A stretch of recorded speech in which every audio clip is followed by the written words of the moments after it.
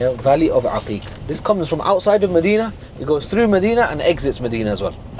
The Prophet ﷺ, when he was on his way to for his farewell Hajj, he stopped at the banks of this valley. A bit further ahead, not exactly here, but this is the same valley. And that night, Jibreel alayhi salam, he came to him and he told him that recite your talbiyah, labbaik Allahumma labbaik, from this blessed valley. Okay, so the Prophet ﷺ was informed that this valley is blessed, and the Prophet ﷺ informed the Sahaba as well. And there's also some reports that mention that this valley is the valley of Jannah. Okay, so this is Wadi Al Aqeeq. पता नहीं कहाँ से ये pipe है शायद.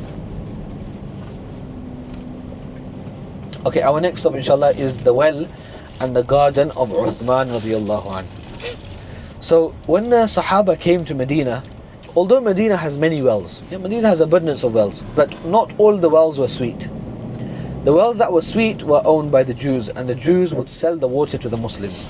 So the Prophet ﷺ, he said to Uthman radiyallahu anhu, he was a wealthy man, so he said to him that why don't you buy a well and give it as sadaqah for the Muslims, make it waqf, so that the Muslims can have free water. So Uthman radiyallahu anhu approached the owner of this well. His name was Ruma. This is the person who dug the well, Ruma al-Ghifari. And he said to him that I wish to buy the well. This Jew said no. He said, I'm not going to sell you the well. I'm only going to sell you half the well at a cost of 12,000 dinars. So Uthman radiallahu anhu agreed, and he bought half the well. Now the ownership was split between the two. Half the days were for Uthman radiallahu anhu, and half the days were for the Jew. The Jew continued to sell the water, and Uthman radiallahu anhu was giving the water for free. So the people, of course, they're not going to go buy the water now. When it's the free days, they're just going to go fill the water up, right?